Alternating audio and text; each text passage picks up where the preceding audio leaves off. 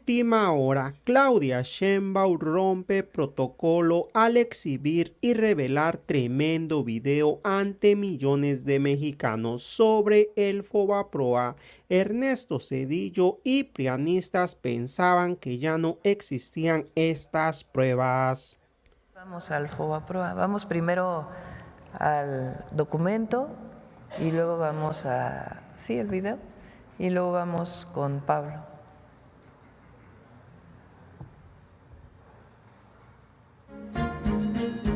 La historia del Fondo Bancario de Protección al Ahorro, Fobaproa, es la historia de una estafa, de una red de corrupción entre el poder político y el poder empresarial y del saqueo más grande en la historia contra la economía del país y de millones de mexicanos. El Fobaproa surgió en 1990 durante el gobierno de Carlos Salinas de Gortari, con el objetivo de darle liquidez a los bancos recién privatizados para que en caso de crisis y devaluaciones entrara al rescate de sus deudas y otorgarles capital.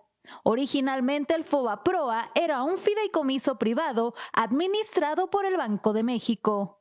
El Fobaproa tenía un precedente directo. En 1983 se creó en el Banco de México el Fideicomiso de Cobertura de Riesgos Cambiarios FICORCA, con más de 10,000 millones de dólares para beneficiar a empresas establecidas en México que tuvieran deudas en dólares.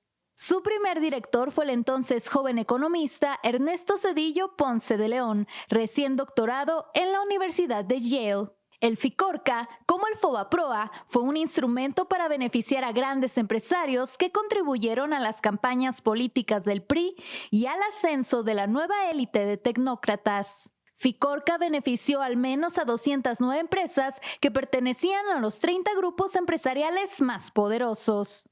En diciembre de 1994, tras el final trágico del sexenio de Carlos Salinas de Gortari y ante el escenario de un enorme déficit en la cuenta corriente, a su llegada a la presidencia de la República, Ernesto Zedillo decidió devaluar el peso de manera discrecional, avisando solo a un grupo selecto de empresarios nacionales y extranjeros, provocando con ello una fuga de capitales súbita, el aumento de las tasas de interés y la consecuente quiebra de millones de empresas y de mexicanos que no pudieron pagar sus deudas con los bancos. La cartera vencida se disparó en 150% en solo unos meses. El efecto fue tal que entre 1994 y 1996 la población en pobreza aumentó en 17 millones de personas, para sumar un total de 64 millones de personas en pobreza.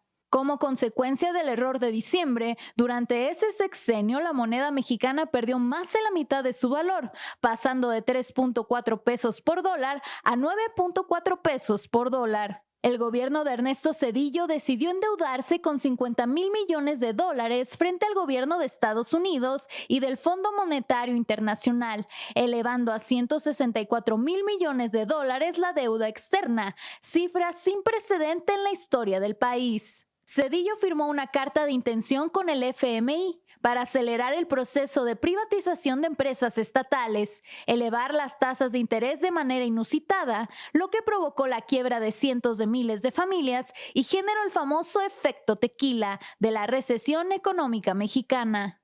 El único rescate aprobado desde el exterior y operado por el gobierno de Zedillo fue a los grandes empresarios y a la banca en quiebra, que fue el antecedente para que grandes bancos extranjeros se quedaran con la banca mexicana. Con el pretexto de evitar una crisis financiera mayor, Zedillo ordenó comprar la deuda privada de bancos y empresas en forma de pagarés que se canalizaron al Fobaproa, equivalentes al 11% de toda la economía mexicana. En el verano de 1998, con el apoyo de los votos del PAN y del PRI en el Congreso, la administración zedillista convirtió esa deuda privada en deuda pública y el Fobaproa pasó a ser el Instituto para la Protección del Ahorro Bancario, IPAB, en beneficio directo de bancos como Bancomer, Inverlat, Banamex, Unión, Santander Mexicano, Serfín y Banpaís.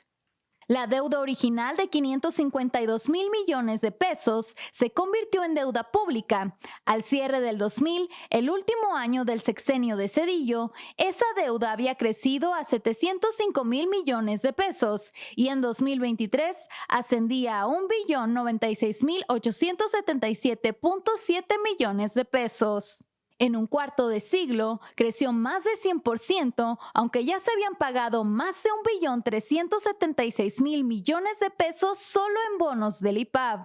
Se trata del saqueo más grande a las arcas mexicanas y un acto de corrupción que contó con el apoyo de legisladores del PRI y del PAN en contubernio con grandes empresarios y políticos que se beneficiaron directamente de este proceso. No fue casual esta complicidad. Entre los empresarios beneficiados están varios políticos del PRI y el PAN, cuyas empresas se beneficiaron del FOBAPROA, como Vicente Fox, Fernando Senderos Mestre, el regiomontano Fernando Canales Clariont, José Eduardo Robinson Burs Castelo o los empresarios políticos Carlos Hank Ron, que donó $25 millones a las campañas electorales de Zedillo y de Roberto Madrazo en 1994, o los casos más conocidos de Carlos Cabal Peniche, Fernando Laquenau Rocha y Ángel Isidoro Rodríguez, y grupos empresariales importantes vinculados con Pablo Escandón Cusi, Manuel Gómez Daza Rangel,